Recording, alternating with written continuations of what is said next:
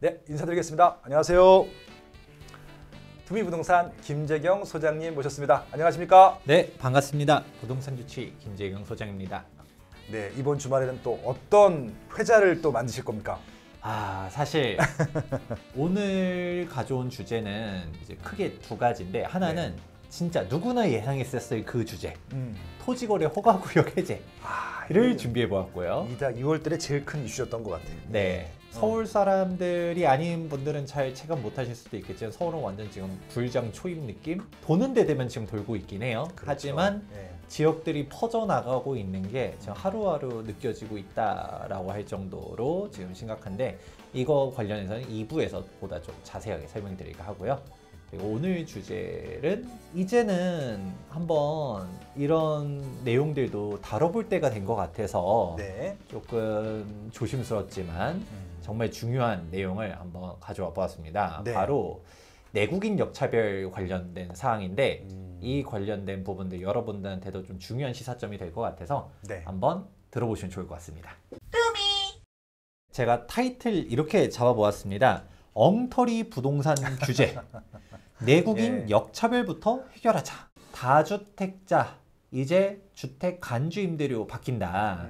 이제 전세 같은 경우도 보증금에 대해 세금을 내야 되는데 이 부분이 2025년도 1월달 세법 개정안 중에서 추가가 되었다. 고가주택 2주택자도 간주 임대료 이제 납부해야 된다. 1주택자는 기본적으로 월세 비과세, 2주택자는 전세 비과세, 3주택자부터는 전세 간주 임대료 과세였는데 이 사항을 바꾸겠다. 어떤 식으로 2주택자도 고가주택 소유자, 여기서 말한 고가주택이라고 하게 되면 공시가격 12억을 초과하는 2주택자 같은 경우는 앞으로는 2주택자도 전세를 나왔을 때 세금을 걷겠다. 간주임대료에 대한 기준이 있습니다. 전세보증금 총액에서 3억을 빼고 60% 곱한 다음에 정기예금 이자율 3.5%를 곱한 금액이 일단은 우리가 말 그대로 이 소득이 있었다고 간주하는 금액입니다. 지금 예금금리는 뭐 2%대 찾기가 이제는 좀 어려울 정도로 네. 참고로 적금금리는 예금금리 다릅니다. 네. 어서 적금금리 보고서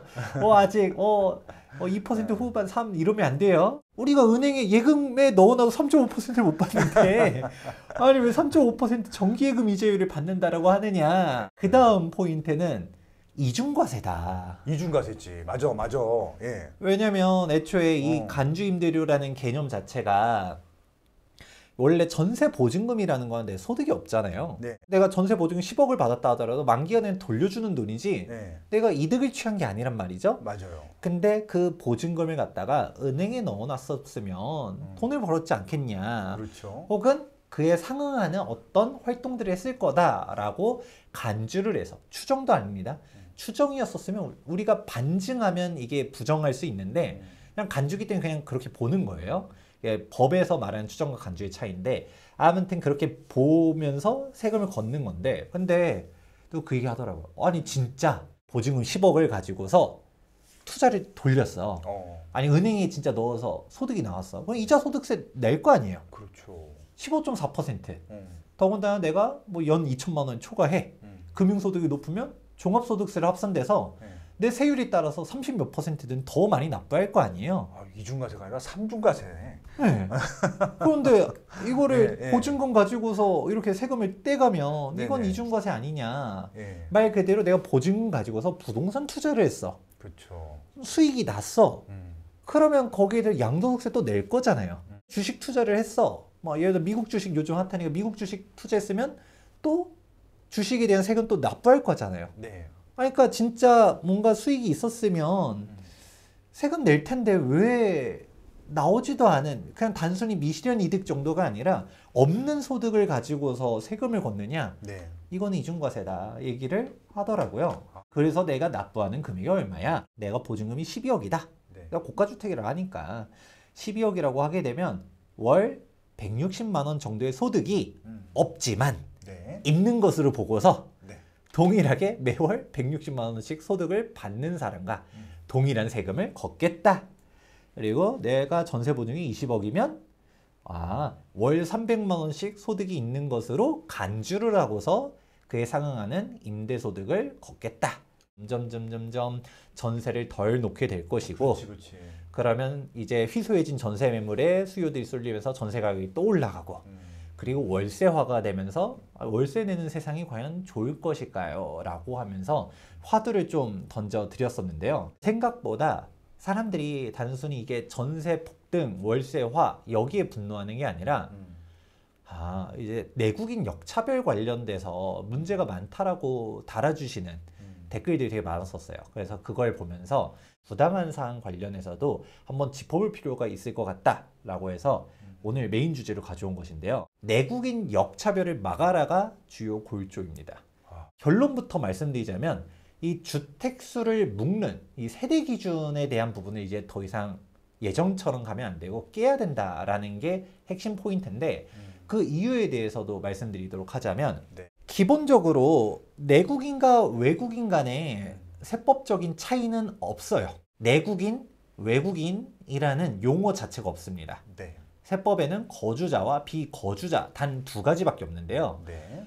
그러면 거주자라고 하게 되면 일명 183일, 즉 6개월입니다. 사실상 반년 이상 거주했었으면 한국 국적이 있고 없고로 차별을 하지 않고요. 그냥 거주자로 보면서 세금을 부과하고요. 네. 비거주자다라고 하게 되면 183일 내에 뭐 한국에 없었어서 그러면 예를 들어 외국에 장기 체류하고 있어. 그럼 비거주자로 보고서 움직입니다. 그럼 외국인이라 하더라도 한국 국적이 없어도 국내에 장기 체류하고 있어요. 그럼 거주자로서 똑같은 혜택 받겠네요? 맞아요. 네.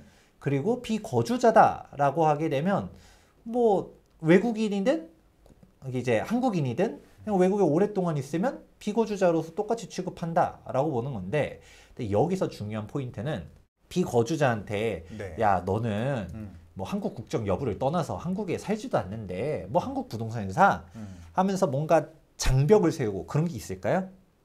없겠죠? 네, 없습니다. 없으니까. 네. 어우씨, 그럼 뭐 그냥 외국인 그냥 아무것도 없는 거네 그럼. 네. 거주자든 비거주자 상관없는 거잖아. 네, 어쨌든 그런 건 오. 없어요. 그러면 거주자 비거주자 개념 왜 굳이 설명한 것이냐라고 하게 되면 혜택은 주진 않아요. 아, 혜택은 주진 네. 않는다. 그러니까 차별, 막 아니면 뭔가 중과 이런 거는 없지만, 네. 근데 대표적인 혜택이 뭐냐? 1세대 1주택 비과세. 이런 거는 거주자를 대상으로만 주는 혜택입니다. 그러면 역설적이게도 국내 세법은 내국인, 외국인이라는 개념이 없다는 얘기 했잖아요. 네. 그러면 예를 들어서 중국인이 한국에 네. 몇 년 살았어. 예. 1세대 1주택 비과세를 받을 수 있다는 얘기예요? 없다는 얘기예요? 있다는 얘기신 거잖아요, 지금. 그렇죠. 받을 수 있습니다. 한국 세법 자체는 그냥 거주자, 비거주자의 기준만 있을 뿐이지 자국민이든 외국인이든 차등을 주지 않는다 정도로 이해하시면 돼요. 그래서 제가 근데 앞으로는 그냥 외국인, 한국인, 뭐 아니면 내국인 이런 식으로 얘기할 테니까 김지경 소장 뭐 모르고서 뭐 183일 거주자, 비거주자 이런 개념 저 알고 있으니까 괜히 클레임 걸지 말라고 미리 설명드리고서 시작해 보도록 하겠습니다. 알겠습니다. 먼저 여러분들이 알고 있는 세금별 주택수 기준 한번 짚어보도록 하겠습니다. 많이들 알고 있는 거는 양도소득세 기준으로 알고 계실 거예요. 양도소득세가 세대 기준으로 가잖아요. 아빠 한 채, 엄마 한 채, 아들 한 채 가지고 있다라고 하게 되면 당연하겠지만 3주택자죠. 네. 3주택자라고 하게 되면 조정대상 지역 내 주택을 처분하려고 한다. 그러면 30% 중과세율이 있습니다. 지금 현재 강남 3구랑 용산 9가 조정대상 지역이죠. 네. 한시적 중과 유예가 언제까지? 2026년도 5월 9일까지 있습니다. 네. 좀 안심하고 있어도 되나요? 더구나 나는 비조정대상 지역 내 주택을 가지고 있어요 라고 한다 하더라도 이 양도소득세는 처분 시점 기준이기 때문에 만약에 집값이 지금 막 올라가가지고 예를 들어서 마포구나 성동구도 막 뛰어 올라가요. 그럼 여기 다시 마용성 조정대상 지역 묶어버린다. 그러면 내가 다주택자로 오면 중과세를 붙을 수 있다더라 라는 부분 일단 알고 계시고, 자녀가 세대 기준이라는 거를 많이들 헷갈려하는 거는 독립세대주 기준이라는 게 따로 있습니다. 단순히 자녀가 네. 자취를 해요? 그런 건 안 되고요. 만 30, 소득, 혼인 셋 중 하나를 충족한 상태에서 별도의 주거 공간을 갖췄을 때만 독립세대주로 인정을 해줍니다. 그럼 거꾸로 생각하면 결혼도 했고 만 30도 넘었고 소득도 있는데 아빠 집에서 같이 살고 있어. 그러면 세대 원이에요. 네. 독립세대주가 아닙니다. 네. 우리가 주택수는 다 합산해서 움직이는 것이고요. 참고로 제가 취득세는 따로 안 적어놨는데 취득세도 양도세랑 똑같다라고 보시면 됩니다. 당장 뭔가 애 앞으로 사주고 싶다 하더라도 독립세대주가 아니라고 하게 되면 무언가를 사줄 수가 없다. 네. 취득세 중과가 붙는다 생각하시면 되고요. 양도 취득은 항상 같이 다니는 것 같아. 예. 네. 그 다음에 이제 종부세는 조금 다릅니다. 네. 이 종부세는 어떻게 가느냐? 인별과세로 제가 적어놨어요. 그렇죠. 인별과세다 보니까 아빠 한 채, 엄마 한 채, 아들 한 채 가지고 있다 하더라도 종부세율이 중과세율이냐 아니냐를 결정할 때는 일단 인별로는 각각 한 1주택씩 가지고 있는 걸로 봐서 일반 세율이 들어간다. 즉 중과세율이 아니다 라는 거죠. 아빠 혼자서 세 채를 다 가지고 있으면 이제 종부세 중과가 될 텐데 근데 각자 1주택씩 가지고 있으면 중과세율이 없고 더군다나 공제만 좀 달라지는데요. 여기 공제는 세대 합산이라 했잖아요. 1세대 1주택자는 12억 공제지만 다주택자 같은 경우는 9억 공제입니다. 그러면 이거 가지고서 1세대 1주택자여야 되는데 9억 공제 너무 낮아요 하시면 안 되고요. 인별로 9억인 거죠. 아빠도 9억, 엄마도 9억, 아들도 9억이기 때문에 훨씬 더 낫다라는 말씀 해드립니다. 마지막으로 소득세 얘기가 나오는 것인데 네. 조금 문제가 있다는 얘기 해드렸었어요. 소득세도 인별과세는 인별과세인데 네. 부부는 또 합산이에요. 그러니까 이게 진짜 황당한 거지 진짜. 네. 아무튼 네. 1주택자는 월세비과세, 2주택자는 전세비과세, 3주택자는 전세 간주임대료 과세가 원칙이었었다가 이제 2주택자도 언제부터? 2026년도부터는 고가 전세 기준으로 과세를 하겠다라고 했습니다. 그러면 아들 같은 경우는 뭐 월세를 많이 받아도 비과세입니다. 1주택자이기 때문에. 네. 물론 역시 1주택자 월세도 고가주택이라고 하면 네. 뭐 세금이 나오긴 하지만 근데 뭐 그러면 전세 돌리면 되겠죠? 공시가 12억 이하다라고 하면 월세를 얼마를 받던 상관없다. 오히려 여기서 많은 사람들이 놓치고 있는 게 미성년자, 극단적으로 미취학 아동이라 하더라도 월세를 내가 200만 원씩 받고 있어도 전혀 문제가 없다. 종부세도 마찬가지다. 왜냐? 그냥 인별과세니까. 근데 임대소득세 관련해서는 부부는 합산이다 보니까 고가주택 한 채는 아빠 집에서 살고 있다 하더라도 엄마 주택은 전세를 놨어. 여기서 전세 간주임대료 부과되겠네? 라는 문제가 발생한다라는 것이죠. 이렇게 복잡하게 하기보다는 종부세처럼 임대소득세도 그냥 인별과세 시켜줘. 그치. 그러면 문제가 없는 거잖아요. 예를 네. 들어서 2주택자부터는 전세 간주임대료 걷겠다?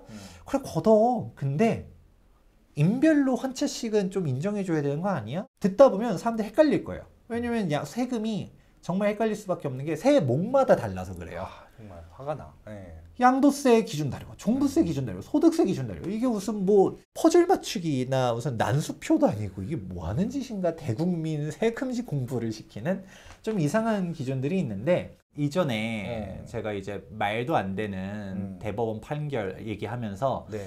다물권자 얘기 한번 한 적도 맞아요. 있었잖아요. 굉장히 이슈가 됐었죠. 재개발 지역에 있어서 예전에는 1인 다물권자, 1세대 다물권자가 달랐었다. 아빠가 혼자서 여러 개 가지고 있으면 당연히 입주권 하나인데 아빠 한 채, 엄마 한 채, 아들 한 채 있다라고 하게 되면 각자 분양 자격이 있는 걸로 봤어요. 그러니까 물론 한 세대로 같이 있으면 상관없는데 제3자는 팔았을 때 어쨌든 세대 분리를 하거나 이혼을 하게 되면 각각 개별적으로 준다라고 되어 있었는데 법제처나 그동안의 하급심에서는 그래 줄게 라고 했었던 거죠. 근데 대법원에서 아니야 진짜 세대 분리를 하고 팔든가 그냥 어쨌든 분양 자격 하나인데 이것도 쪼개기라고 보면서 안 돼 버린 거예요. 그러면 재개발이라고 가정해 볼게요. 그러면 아들은 그냥 일단은 법 자체가 세대 분리하고 팔면 돼요. 세대 분리하고 팔면 되죠. 근데 부부 간에는 이게 이혼을 해야면 입주권이 나오고 이혼을 안 하면 하나밖에 안 나오는 이상한 상황이 된 거예요. 왜 대법원은 아무튼 그래 이혼하고 팔어 라는 얘기니까 이게 국가가 이혼을 장려하는 거 아닌가. 그러니까 이혼을 하고 뭐 지금 가끔 보면 되는 거잖아. 주말 부부도 있기 때문에 그냥 각자 사는 거지. 그러면 진짜 이혼한 부부인 거예요. 근데 부부인데 개인적으로 주민등록 등본을 띄워보기 전까지 이혼했는지 우리가 알 수가 없잖아. 네. 뭐 대의적 행사는 같이 다니면 그거 누가 뭐라 그럴 거야. 왜 이렇게 혼인율이 떨어질까를 보면 결혼을 하면 오히려 어드밴테이지를 줘야 되는데 불이익이 많지. 오히려 불이익을 주는 거죠. 각각 아직 결혼 안 했어. 음. 각자 부동산 투자하면 돼요. 그러니까 각각 다 집이 있으면 네. 있을 수 있고. 근데 결혼하는 순간 네. 물론 아무리 최근에 혼인학과 10년을 늘려줬다 하지만 음. 그때 한번 써먹고 마는 거지. 뭐 대출도 그렇고 뭐가 되던 간에 일단 소득 세금이 기준들이 다 불이익이야. 세금적으로 좋습니다. 이득이 하나도 없잖아. 예. 혼인신고 했었을 때 이제 뭔가 하고 싶게끔 만드는 음. 혜택들을 줘야 된다라고 맞아요. 예. 생각이 듭니다. 네. 제가 지금 국내법 세목별로 갖다가 주택수 카운트가 좀 다르다라는 말씀들을 드렸잖아요. 네. 그런데 이제 문제점이 발생합니다. 어떤 문제점이 생길까? 아까 기본적으로 국내 세법 자체는 거주자, 비거주자 기준만 있을 뿐이지 뭐 외국인이라고 차별 주는 건 없다라고 했잖아요. 근데 아이러니하게도 내국인 역차별이라는 말이 나왔을까를 생각해 보셔야 되는데 대한민국에 대한 세목별 기준들을 앞서서 설명드렸던 것처럼 세대 기준으로 갑니다. 한 가족 내에 몇 명이 있던 간에 중요하지 않고 무조건 세대 기준이에요. 외국 가정이 있다라고 생각해 볼게요. 아, 노란머리가 외국 가정이었었구나. 네, 우리 재밌다. 우리 예. 예. 서양 분들이 온 거예요. 네. 코리아 좀 집값 괜찮다면서요? 하면서 온 거예요. 네네. 환율도 조금 괜찮은데 하면서 네. 한국 서울주택 쌉니다 하면서 왔어. 왔어. 아빠가 먼저 사본 거야. 아빠가 샀어. 네. 사보니까 수익률이 쏠쏠해. 오. 그리고 환율이 또 더 올라. 네. 그리고 하나 더 살까? 애엄마 이름으로 또 사. 오. 애들도 하나씩 뭔가 해줘야 될 것 같은데 하면서 애들도 해준 거예요. 네. 그런데 어. 똑같은 케이스죠? 한국에서는 아빠 한 채, 엄마 한 채, 아들 한 채, 딸 한 채 하나씩 해줬어요. 4주택자죠? 아유, 완전히 투기꾼이네. 저팩 패밀리 이건데 외국인들이 이렇게 네. 샀을 때는 네. 제한이 없습니다. 네? 무슨 말이에요? 이게? 아니, 아까 내국이가 똑같다며. 왜 네. 제한이 없어요, 왜? 왜냐하면 네. 이 사람들이 패밀리인지 알 수가 없어요. 동거인인지. 아, 그러네. 왜냐면 우리가 어. 개인정보 달랄 때 그 사람 외국인 국적만 보고 그리고 개인 이제 신원 확인하고 네. 그렇게 하는 거지.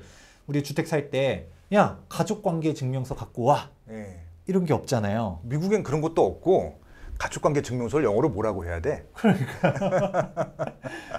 패밀리 네. 뭐라 그래야 돼?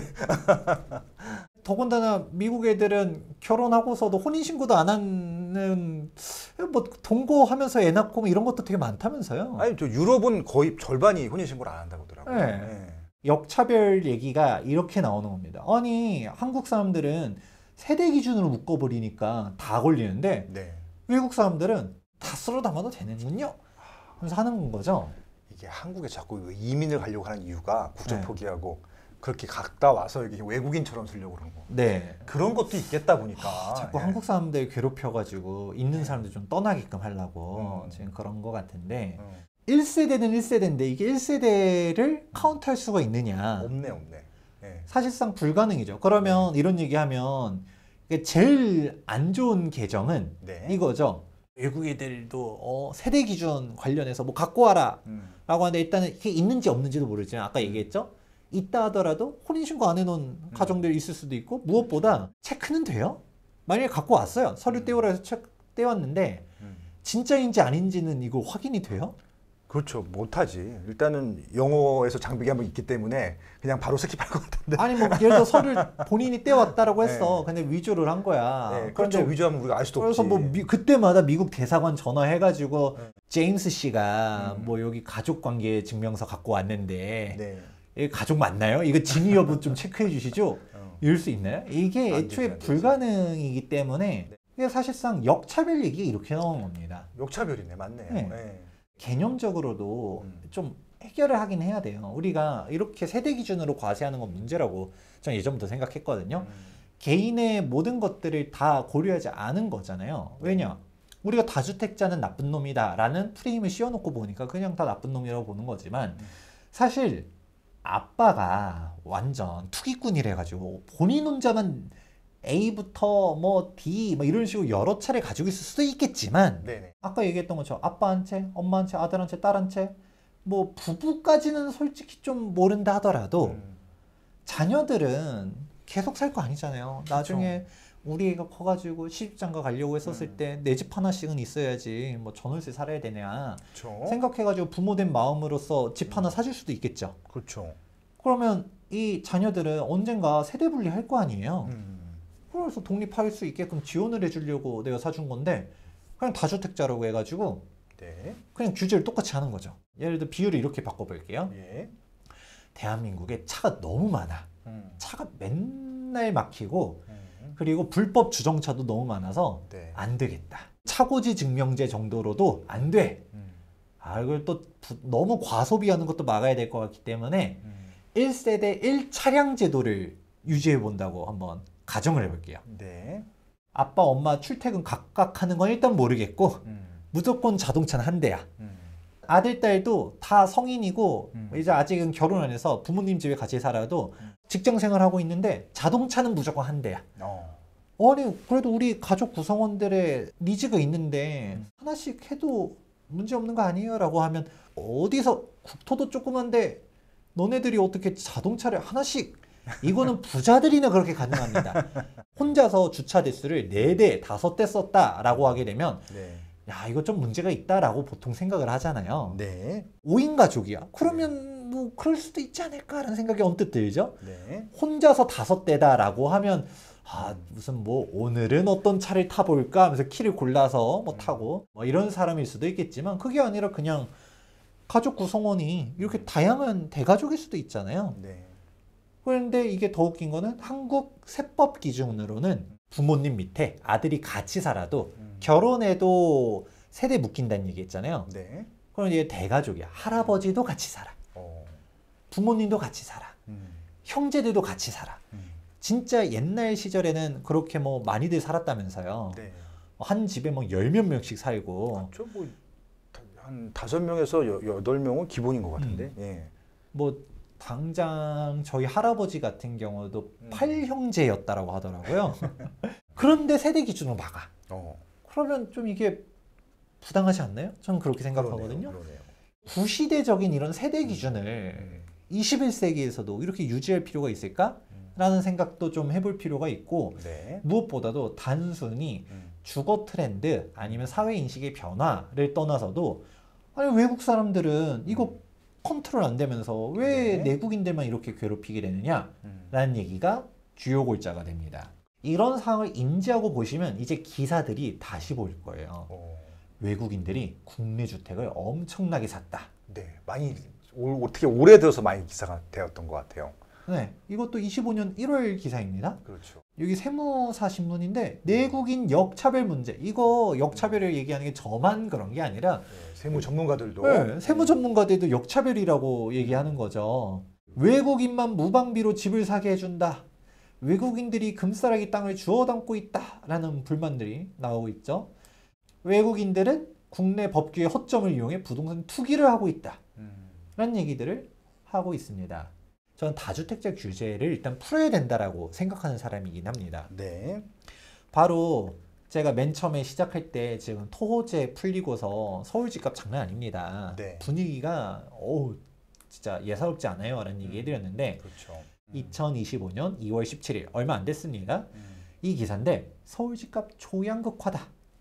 잠실은 고점 뚫는데 노원은 반토막이다. 서울과 지방 얘기가 아니라 똑같은 서울 내에서도 양극화가 어마어마하다는 거죠. 예, 지금 잠실은 30억 돌파 이러고 있잖아요. 그렇죠. 돌파했죠. 토호제 풀리기 전만 하더라도 27억, 28억 하던 게 지금 뭐 31억, 32억 거래됐다는 얘기 들리고 뭐 믿거나 말거나인데 뭐 무슨 카더라에 따르면 무슨 33억 거래됐다는 얘기들도 네, 저도 들려요. 들었던 것 같아요. 네. 그러니까 지금 강남은 불장이에요. 막 하루 자고 일어나면 막 몇 천에서 억 단위로 바뀌어요. 이러고 있는데 서울 외곽은 한숨만 나온다.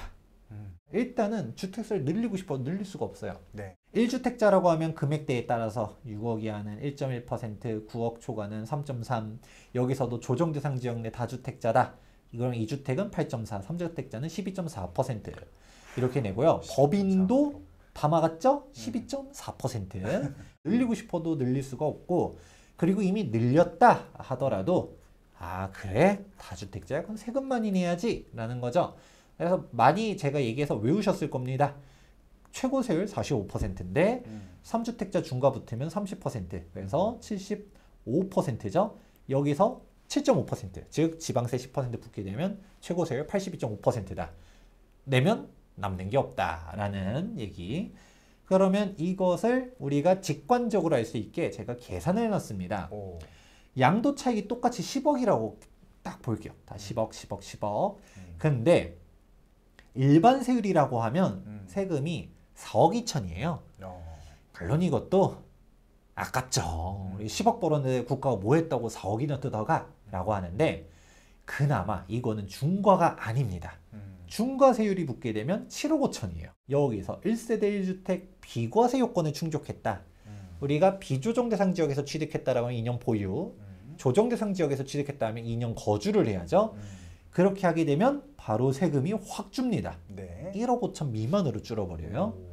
그리고 장기 보유 특별공제까지 풀로 받아버립니다. 네. 10년 보유, 10년 거주에서 1년당 4%씩 해서 최대 합 80%.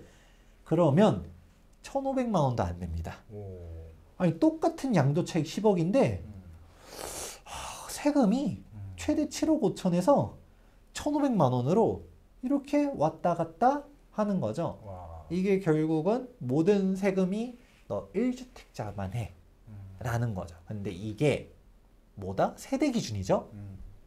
아까 외국인 내국인 차별이 있다 했나요? 없다 했나요? 없죠. 사실상의 역차별이 있는 거지 법적으로 차등은 없어요. 예를 들어서 아까 말했었던 제임스 네 가족이 한국에 집을 샀어요. 보니까 아우 강남 집값 상승률이 쏠쏠해. 세금 내려고 보니까 어우 세금 너무 많아요. 그럼 어떻게 해요? 한국에 2년 놀러 올까? 거주자만 돼도 돼요. 183일. 근데 강남이다 보니까 외국인도 세금 4억 내기 싫잖아요. 2년만 있어도 1억 5천으로 갖다가 준대. 그럼 내가 굳이 일 안 해도 되네. 강남에 이제 실거주하면서 열심히 돈 펑펑펑 쓰면서 한국에서 이제 문화생활을 하고 열심히 놀고 먹고 해도 세금만 줄여도 돈이 되는군요 하면서 비과세를 받는데 나만 받느냐? 아내도 같이 와도 아내도 비과세다. 또 종부세, 다주택자 중과. 참고로 원래 2주택자 중과도 있었는데 그거는 없어졌고요. 네. 지금 3주택자부터 중과세율이 있습니다. 네. 그래도 현행 세율 자체는 세율 차이가 그렇게까지 크지는 않아요. 근데 과거 종부세를 보게 되면 그냥 일반 세율과 중과세율 차이가 그냥 거의 2배였다. 못 사게 해놓고 못 팔게 해놓고 그러면 천년만년 이 정권이야? 정권 바뀌고 그때 팔면 되지 않을까? 니들이 이래도 안 팔고 버티나 보자 하면서 막 괴롭히는 거죠. 다행인 거는 이거는 인별과세다. 근데 이거 인별과세도 정부가 인별과세 하고 싶어서 한 게 아니라 맨 처음엔 이걸 합산을 했었는데 그쵸. 그때는 세대별 과세였어. 근데 헌법 불합치 판정을 받아서 위헌. 네. 그러니까 이거 개정 안 하면 위헌인 거예요. 아이고. 그러니까 종부세를 없애줬으면 너무 좋았을 텐데 근데 그냥 인별로만 하는 걸로 쪼개버린 거죠. 지금 현재 규제 지역도 강남 3구랑 용산구 이렇게 4군데만 있는데 아까 얘기했었던 양도세 중과세율은 취득할 때 기준이 아니라 처분할 때 기준이에요. 그러니까 한국 사람들은 다주택자야. 근데 지금 당장은 비규제 지역을 가지고 있다 하더라도 우리 2021년도에 규제 지역이 제일 많았을 때 전국에 112개나 있었는데 어지간한 곳들은 다 규제 지역이거든요. 이걸 생각해 보면 지금 비규제라고 안심할 수 있는 게 아니다. 나중에 집값 이렇게 치솟기 시작하면 서울 수도권도 막 이제 온기가 퍼져나가면서 올라가요. 아니면 광역시도 올라가요. 그러면 정권이 어떻게 될지 모르겠지만 정권 성향에 따라서 네. 예끼투기꾼들 하면서 규제 지역도 지정하겠죠. 그렇죠. 그럼 다주택자, 여기서 말하는 양도세 다주택자는 세대 기준이었어요. 그러면 아까 말했던 것처럼 우리가 막 여러 채를 해서 투기를 하려고 하는 게 아니라 우리 애들 결혼하려고 해도 집이 없고 그래서 막 결혼도 하기 힘들 것 같고 그러니까 우리 애들을 위해서 집 하나씩 사줬는데 인별로는 하나씩인데 우리는 세대로 묶여가지고 중과세율 두들겨 맞고 저기 제임스네 가족들은 인별로 일반 세율을 받든가 아니면 비조정대상 지역에서 취득했어. 그러면 거주자 요건만 맞추면 비과세로 팔아버립니다. 12억 이하는 100% 비과세? 오우 땡큐 하면서 이제 가는 거죠. 이게 맞느냐? 그렇지 않다라는 것을 말씀드리고 싶은 거고, 이런 식으로 다주택자 규제에 대한 여파는 정말 많이 강조된 게 일명 똘똘한 한 채가 된다. 서울과 지방 간의 양극화, 서울 내에서도 아파트와 비아파트 간의 양극화가 나타난다 라는 말씀을 해드렸어요. 그러니까 너도 나도 다 강남 가려고 하고, 강남에서도 우리가 아파트 가려고, 여기도 신축 아파트 가려고 하는 거죠. 그래서 강남 사람들도 요즘은 상대적 박탈감을 느껴요. 반포 가격이 막 60억 막 이러면서 가니까 대치개포 분들이 네. 저 상담하다 보면 그 얘기 하더라고요. 우리 아직도 30억대인데 이거 좀 이상한 것 같아요. 그랬다가 토호제가 풀리면서 지금 대치도 이제 40억 갔잖아요. 네. 40억 해도 이전보단 낫는데 네. 아직도 썩 마음에 들진 않아. 그치. 네. 반포는 60억인데 왜 우린 아직도 40억이야?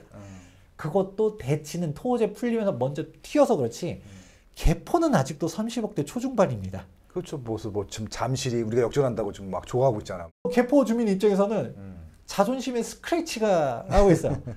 엘리트가 예를 들어서 신축이면 모르겠는데 네. 벌써 10몇 년 됐는데 우린 개포 신축인데 실거래가에서 뒤처지는 것 같아요. 이게 뭐지? 하면서 막 그 개포도 힘낼 거라고 생각하고 있는데 그런데 이런 걸 생각하다 보니까 이게 뭐지? 하는 거고 이런 얘기해도 우리가 봤을 때는 좀 웃기잖아요. 아니 그래도 많이 올랐잖아.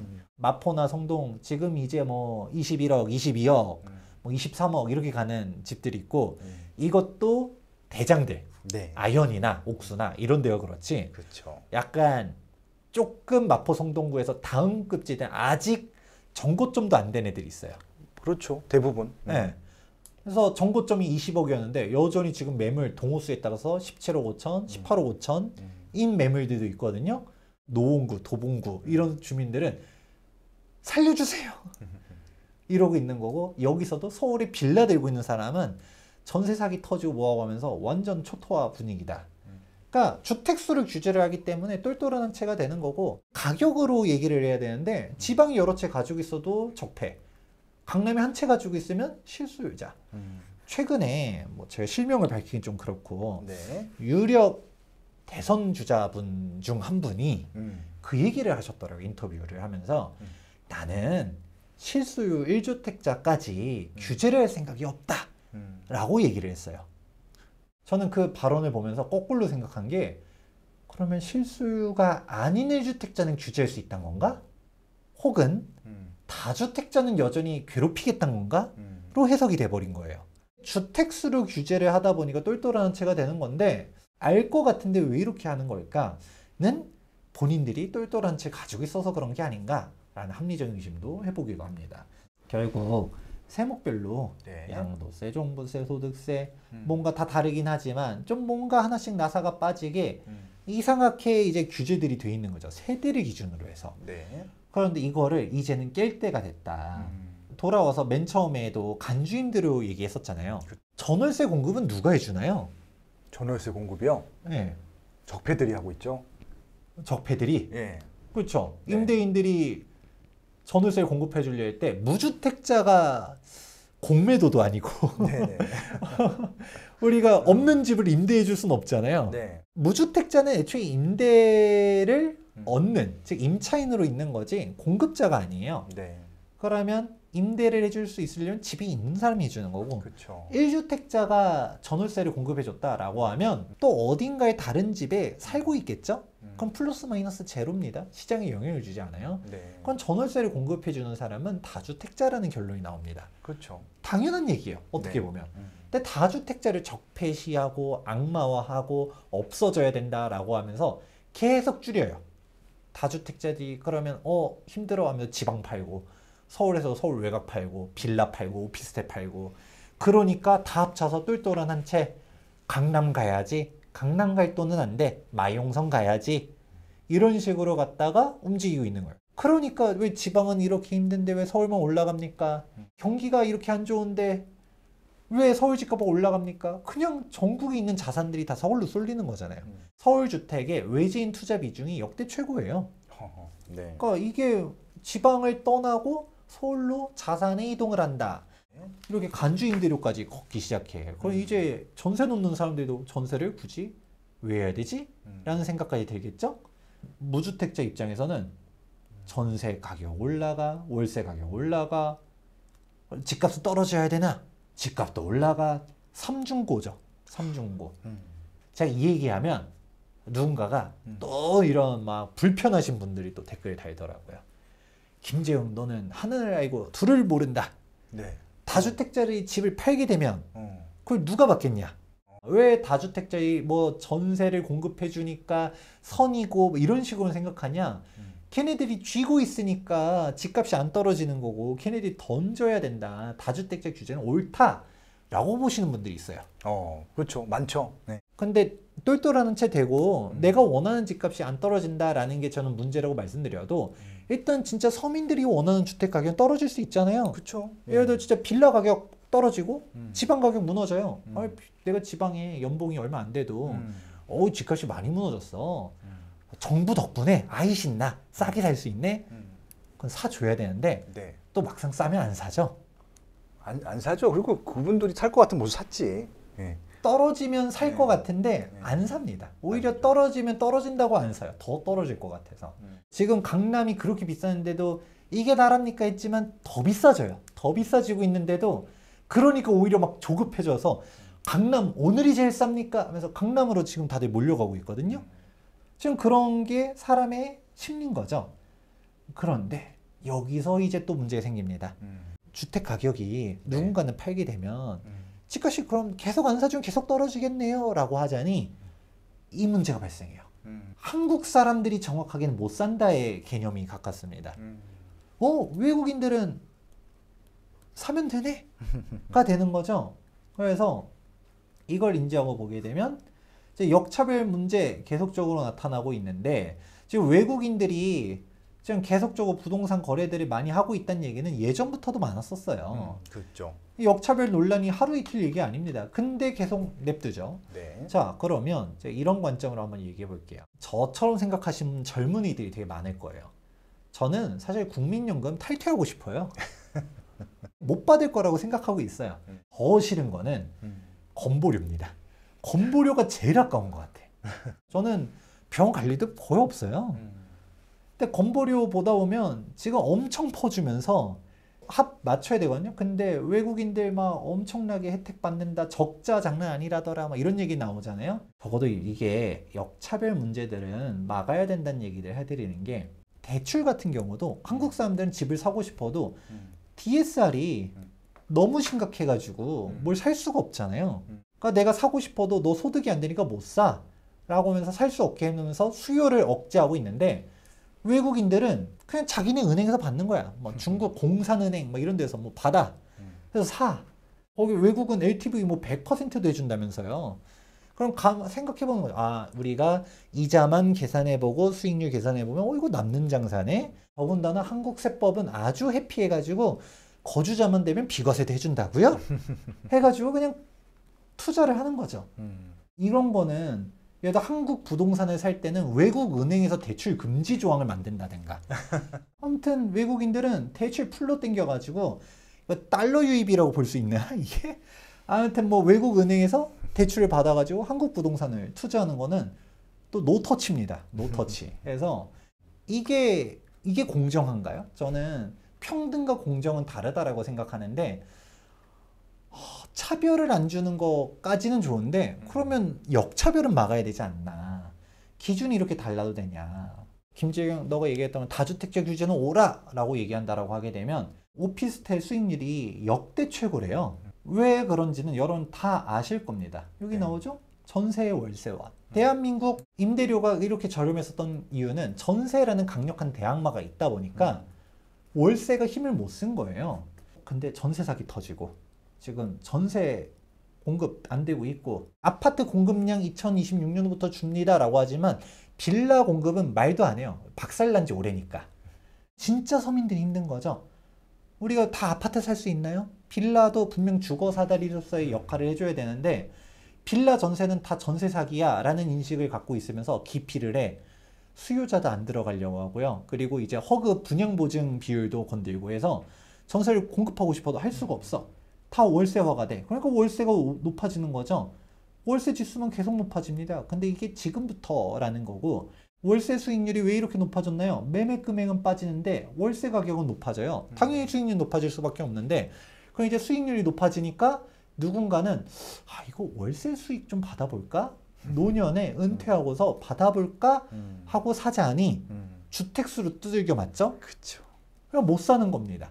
애초에 지금 역전세 나고 빌라 지금 힘든 부분들 중에서 빌라를 몇백 채씩 갭 투자하고 막 이런 나쁜 사람들도 있긴 하지만, 그냥 내 거주주택 하나 가지고 있고 빌라 전월세 놓고 자녀들은 손 벌리기보다는 내 생활비 좀 쓰려고 하는 어르신들도 되게 많아요. 근데 그분들이 다 적폐 취급하는 거죠. 이제 누가 사느냐? 외국인들이 온다. 미국에서 글로벌 임대 사업하는 미국에서 또 오고, 영국에서도 지금 온다라고 하고, 세계 6위 연기금 캐나다 연기금에서도 한국 임대시장 괜찮은 것 같은데요 하는 거죠. 참고로 여기 캐나다에서 온다라는 게 뭔가요?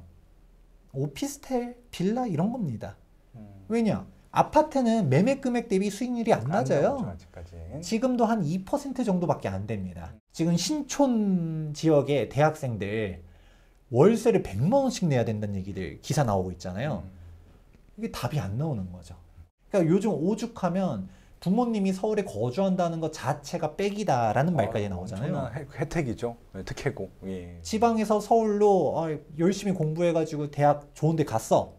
자취를 하려고 보니까 부모님한테 너무 죄송해. 기숙사 떨어지고 나면 임대료도 그렇고 생활비도 그렇고 물가가 답이 안 나와. 네. 외국인들이 지방이 저렴하니 지방을 사냐? 아까 다주택자 규제를 하게 된 똘똘한 채 되면서 서울로 쏠려라고 하는데, 외국인들은 그런 게 없음에도 불구하고 외국인 주택의 56% 중국인이 가지고 있습니다. 이 외국인 주택이 72% 수도권에 집이 있대요. 지방에 가면 외노자들 너무 많아요. 시골에 무슨 외국인이 반이에요. 뭐 시골에 초등학교 가니까 무슨 다문화 가정들이 너무 많아요 라는 얘기를 해도 정작 거기서 일을 하는 거지 집을 사고 싶지 않다는 거죠. 그렇죠. 외국인들조차도 돈이 생기면 서울 수도권에 집을 살면 샀지 지방에 집 사지 않아요. 그러니까 자꾸 서울 집값만 올라가는 거죠. 그리고 제일 충격적인 거, 저는 이건 역차별을 떠나서 이거는 글로벌 호구가 아닌가라는 생각을 하는 게, 저는 이 사실 최근에 알았어요. 2월 16일자 기사인데, 네. 허그에서 지금 외국인들이 전세 보증 보험을 냈었을 때는 네. 이게 문제가 생겼을 때는 바로 강제 경매하겠다라고 발표를 한 거예요. 전세 보증 사고 내면 바로 경매를 붙이는 원 스트라이크 아웃제를 하겠다라고 합니다. 이걸 자랑이라고 해요. 외국인들은 허그 분양 보증을 받을 수 있었다는 얘기야? 라는 생각이 됐거든요.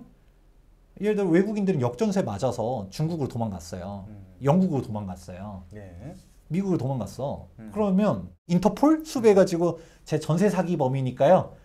이제 범죄 인도 좀 해주세요. 미국의 FBI 얘기하고 공안에 연락해가지고 빨리 이제 데리고 와주세요. 이거 되나요? 형사가 아니라 민사잖아요. 근데 이게 외국인들이 허그 분양 보증을 가입할 수 있었다라는 사실 자체를 전 처음 알았습니다. 그러니까 이게 적어도 한국인이면, 내국인이면 예를 들어 전세 사기 거하게 말아먹고서 싹 외국으로 튀는 것까지는 어떻게 할 수는 없어도 적어도 그러면 이제 국내 못 들어온 각오를 하고 간다든가 재산 차업을 한다든가 경매를 통해서 하는 건데, 그런데 그냥 한국에서 꼭 잘 놀다 갑니다 하면서 본국으로 도망갔어. 뭐 어떡하는 거지? 자국민들은 다주택자 규제에서 전세 계속 줄여놓고 전세를 놓는 사람이 줄어들게 되면 당연히 전세 금액은 높아지게 되겠죠? 그럼 매매 금액 대비 전세 갭이 또 줄어들어. 그렇죠. 캡 투자하기 좋아져. 외국인들은 대한민국에만 있는 특이한 전세 제도 했지만 전세의 맛을 한번 알아보는 거죠. 부피 투자 가능하니까 저희 차세대 빌라는. 이거 무이자인가요? 라는 개념을 알게 되면 갭 투자 열심히 해서 벌면 내 돈, 잃으면 네 돈. 난 본국으로 빠이빠이. 그것도 그렇죠. 전세 보증금 들고 튈게.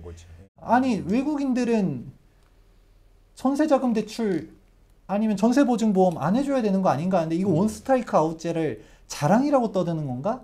쭉 정리해보면 이 간주임대료가 정말 문제다. 이게 본격적으로 시작되는 거는 2026년부터 그래서 2027년도 5월 달부터 이제 부과가 되면서 이슈가 될 거예요. 네. 전월세 가격 올라갈 게 눈에 보여지는데 간주임대료 걷는 것까지는 뭐 거드라 그래요. 거둘 수 있어. 근데 그 결과가 지금 대한민국이 처분 소득 대비 주거비가 OECD 국가 중에서 압도적으로 제일 낮은데 낮죠. 예. 그럼 이제 월세화 하게 되면 그럼 월세 가격 우리 OECD 평균으로 맞춰두는 겁니다. 그렇죠. 이제 돈 못 모으는 시대가 올 거예요. 그럼 이런 시대를 좋아하시는 분들이 생각보다 많더라고요. 많죠. 전세 없어져야 된다라고 얘기하시는 분들 되게 많더라고요. 그럼 월세 내세요. 이제 좋은 시대에 이제 될 것 같고요. 그런데 외국은 정작 어떻게 하느냐? 지금 보니까 호주에서는 외국인 투자하지 마. 미국에서도 땅 구매 금지법, 캐나다, 외국인 주거용 매입 제한, 최근 스페인 같은 경우도 비EU 출신 외국인 주택 구매하려고 하면 세금 100% 내라.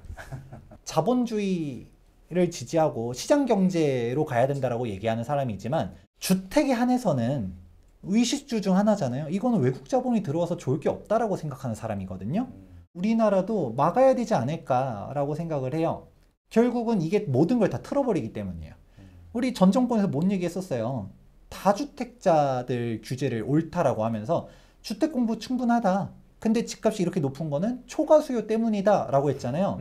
근데 이게 옳다라고 했다 가정하더라도 이게 자국민들만 규제를 한 거지 우리 외국인들은 규제를 안 한 거죠. 그럼 외국인들이 사는 거 이거야말로 대표적인 초과 수요 아니에요? 이런 것들을 안 막고 있다. 그러면 극단적으로 외국인들이 주택을 못 사게 저는 그렇게도 해야 된다라고 생각하지만 적어도 네. 역차별은 막아야 된다.